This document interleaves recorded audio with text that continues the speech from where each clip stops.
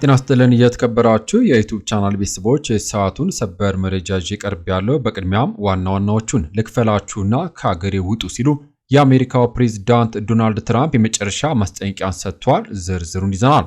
በማስከተል የሰሜን ሸዋ ዞን ሰላሌን ተሳድበዋል ያላቸው የሃይማኖት መምህር ሄኖክ ግርማን ይቅርታ ቢጠይቁም ከፍርድ ቤት የእስር ማዘዣ ወጥቷል። የምትሰሙት ይሆናል።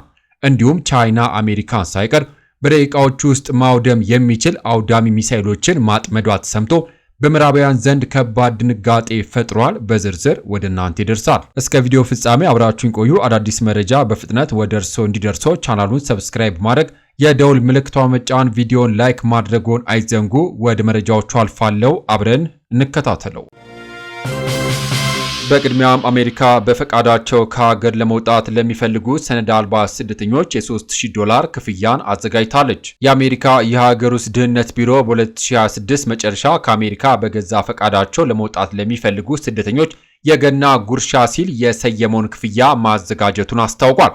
ቢሮ እስከ መጪው ታህሳስ 31 የሚመዘገቡ ስደተኞች ወደ ሀገራቸው የነጻ በረራ የሚሰጣቸው ሲሆን $3000 ክፍያም ይሰጣቸዋል ብሏል። ከባለፈው ግንቦት ወር ጀምሮ አሜሪካ በፈቃዳቸው መውጣት ለሚፈልጉ ስደተኞች $1000 ክፍያ ስትፈጽም እንደነበር ሲታወስ ስደተኞቹ ለዚህ ጥቅም እንዲውል ታስቦ በተሰራ መተግበሪያ በኩል ምዝገባቸውን ያከናውን ነበር።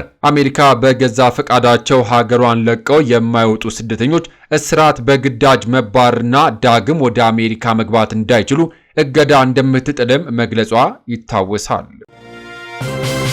በሌላ መረጃ የሰሜን ሸዋ ዞን ሰላሌን ተሳድበዋል ያላቸው የሃይማኖት መምህር ሄኖክ ግርማን በቁጥጥር ስር ለማዋል እንቅስቃሴ መጀመሩን ገልጿል። የሰሜን ሸዋ ዞን አቃቢ ሕግ ነቢይ ሄኖክ ግርማ የጂፒኤስ ኢንተርናሽናል ቸርች መስራች ህዝብን በመሳደብ ብጥብጥ በመፍጠር በማሰብ ወንጀል ከሷቸዋል። ከሰሞኑ በማህበራዊ ሚዲያ ላይ የሃይማኖት አስተማሪው አንዲት ሴት ከየት እንደመጣች ከጠየቁ በኋላ ሴትየዋ ከስላሴ መሆኗን ስትናገር ነቢይ ሄኖክ ሀገሩ የጠንቋይ ነው ብለው ሲናገሩ የሚያሳይ ቪዲዮ ተሰራጭቶ የብዙዎች መነጋገሪያ ሆኗል። ቪዲዮ በማህበራዊ ሚዲያ ከተለያዩ አካላት ግብረ መልስ ያገኘም ሲሆን ነቢይ ሄኖክ ግርማ የወጣውን ቪዲዮ ያለ አግባብ ተወስዶ ቅሬታን ፈጥሯል በማለት ይቅርታ ጠይቋል። የፊቼ ከተማ ፖሊስ መምሪያ ኃላፊ ኢንስፔክተር ታምሩ ባይሳ ለቢቢሲ አፋን ኦሮሞ በሰጡት ቃል ነቢይ ሄኖክ ስላሴን የጠንቋይና የሟርተኛ ሀገር ብሏል ያሉም ሲሆን ግለሰብን እንደዛ ማለት ይቻላል፣ ሀገርን ግን እንደዛ ማለት አይቻልም ሲሉ ተናግሯል።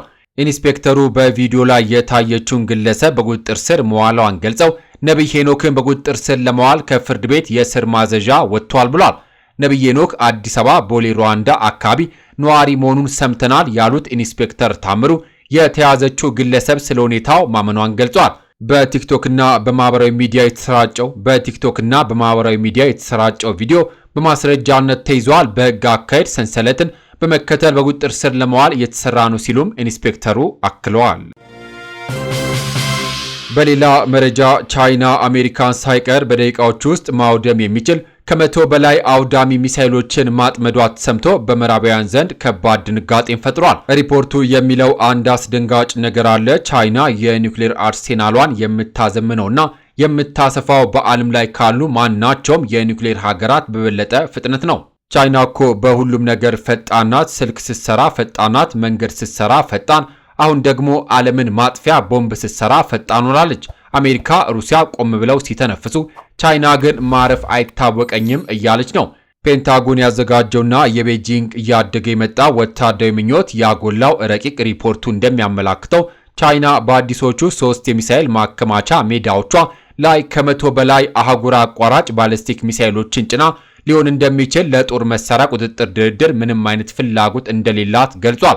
በተለይም ሪፖርቱ እንደገለጸው ቻይና ከ100 በላይ በጠንካራ ነዳጅ የሚሰሩ DF-31 አህጉር አቋራጭ ባሊስቲክ ሚሳኤሎችን በሞንጎሊያ ድንበር አቅራቢያ በሚገኙ የሚሳኤል ማከማቻ ሜዳዎች ውስጥ ሳይሆን አይቀርም ብሏል። ይህም የቅርብ ጊዜ የሚሳኤል ማከማቻ ቦታ ነው።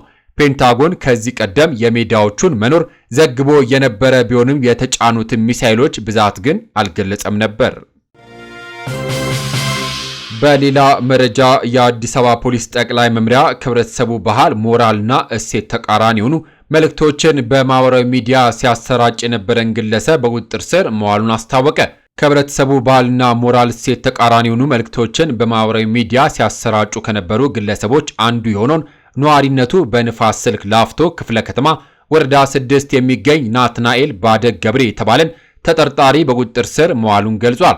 ግለሰቡ የማህበራዊ ሚዲያ ወይም ደግሞ ዩቲዩብና ቲክቶክን በመጠቀም በንግግር ልቅ ጾታዊ ግንኙነትን የሚያበረታታና የሚያስፋፋ አጸያፊ መልእክቶችን ሲያሰራጭ በመቆየቱ በቁጥጥር ስር እንደዋለው አስረድቷል።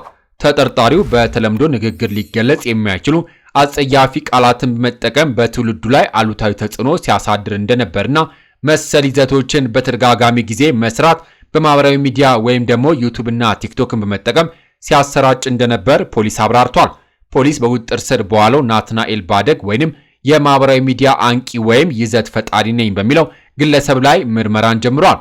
በአንዳንድ ኃላፊነት በማይሰማቸው ግለሰቦች በተለያዩ ማህበራዊ ሚዲያዎች ላይ ከህብረተሰቡ ሞራል፣ ባህልና እሴት ባፈነገጠ ሁኔታ አሉታዊ መረጃዎች እየተሰራጩ መሆኑን ያስታወቀው ፖሊስ በማህበረሰቡ በተለይም ታዳጊ በሆኑ ህፃናት ስነ ልቦና ሞራል ላይ ከፍተኛ ጉዳት እያደረሱ መሆኑን ገልጿል።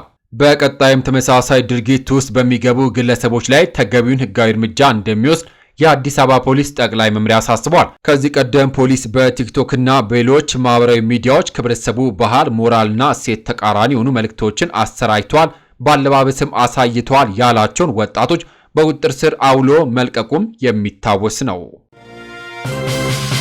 በሌላ ዜና በአዲስ አበባ ከተማ በአጥር የተዘጉ የውስጥ ለውስጥ መንገዶች በግብረ ኃይል የማስከፈት ስራ ተጀመረ። በአዲስ አበባ ከተማ የተለያዩ አካባቢዎች በአጥር የተዘጉ የውስጥ ለውስጥ መንገዶችን በግብረ ኃይል ማስከፈት ስራ በትናንትናው ዕለት መጀመሩን የከተማ መንገዶች ባለስልጣን አስታወቀ። ባለስልጣኑ ይህን እርምጃ መውሰድ የጀመረው ከሳምንት በፊት በከተማ ውስጥ የውስጥ ለውስጥ መንገዶች አጥረው የዘጉ ግለሰቦች መንገዶቹን ከታህሳስ 4 ቀን 2018 ዓ.ም ጀምሮ ባሉት 7 ተከታታይ ቀናት ውስጥ ክፍት እንዲያደርጉ የሰጠው ማስጠንቀቂያ ተግባራዊ ባለመሆኑ ነው። ባለስልጣኑ ትናንት ባጋራው መረጃ የደቡብ አዲስ አበባ መንገድ ኔትወርክ ማኔጅመንት ቡድን መሪ የሆኑት ኢንጂነር ቢሊሱማ በየቻ የውስጥ ለውስጥ መንገዶች በግለሰቦች በአጥር መዝጋታቸው የህብረተሰቡን በመንገድ መሰረተ ልማት የመጠቀም መብት የሚጋፋና ለትራፊክ ፍሰት መስተጓጎል መንስኤ የሆነ እንደሚገኝ ገልጿል ብሏል። በመሆኑም በአቃቂ ቃሊቲ ክፍለ ከተማ ወረዳ 7 ቃሊቲ ገብርኤል ቤተክርስቲያን ጀርባ የውስጥ ለውስጥ መንገዶችን በአጥር የዘጉ አካላት አጥሩን እንዲያነሱ ማስጠንቀቂያ የተሰጠ ቢሆንም በተሰጠው የጊዜ ገደብ ባለመነሳቱ ከወረዳው የጸጥታ አካላት ጋር በመቀናጀት በግብረ ኃይል እንዲነሳ መደረጉን ገልጿል። የደቡብ አዲስ አበባ መንገድ ኔትወርክ ማኔጅመንት ዳይሬክቶሬት አስተዳደርና ቁጥጥር ቡድን መሪ አቶ አብይ ኪዳኑ በበኩላቸው የውስጥ ለውስጥ መንገዶች በአጥር በመዘጋታቸው ነፍሰ ጡር እናቶች ሌሊት ላይ ወደ ሕክምና ተቋም ለመሄድና የአደጋ መከላከል ስራዎችን በአግባቡ ለማከናወን አስቸጋሪ ሁኔታ መፍጠሩን ተናግሯል። ከዚህም በተጨማሪም ባለስልጣን መስሪያ ቤቱ የተበላሹ የውስጥ ለውስጥ መንገዶችን ለመጠገን የሚያደርገውን እንቅስቃሴ ጭምር እያስተጓጎለ መምጣቱን የጠቀሱት አቶ አብይ በግብረ ኃይል እንዲነሳ መደረጉ በየአካባቢው ህብረተሰቡ ለሚያነሳው የመንገድ አገልግሎት ጥያቄ ምላሽ የሚሰጥ መሆኑን ገልጿል። በቀጣይም ቀናትም ባለስልጣን መስሪያ ቤቱ ይህንኑ ተግባር በሁሉም የከተማ ክፍሎች አጠናክሮ የሚቀጥል ይሆናልም ተብሏል። የተከበራችሁ የዩቲዩብ ቻናል ቤተሰቦች ከዚህ በፊት በትሩዝ ኢትዮጵያ ቻናላችን የምታውቁም ቢሆንም አሁን ግን ባልታወቀ ምክንያት በብዙ ሺህ ተከታይ የነበረው ቻናላችን በመዘጋቱ ያዘንን ቢሆንም ግን በአዲስ መንፈስ በሌላ ቻናል ተመልሰናል። ሁላችሁም ይህንን ቻናል ሰብስክራይብ በማድረግ እንድትቀላቀሉኝ ሀሳብና አስተያየታችሁን ኮሜንት በማድረግ ድጋፋችሁ አይለይኝ ስል ከምስጋና ጋር በአክብሮት እየጠየቁኝ ለሰዓቱ ያስኩላችሁ ሰበር መረጃዎች እነዚህን ይመስሉ ነበረ። ከሰዓታት በኋላ በሌሎች በአዳዲስ መረጃ እስከምንገናኝ በያለንበት የዓለም ዳርቻ ቸር እንቆይ።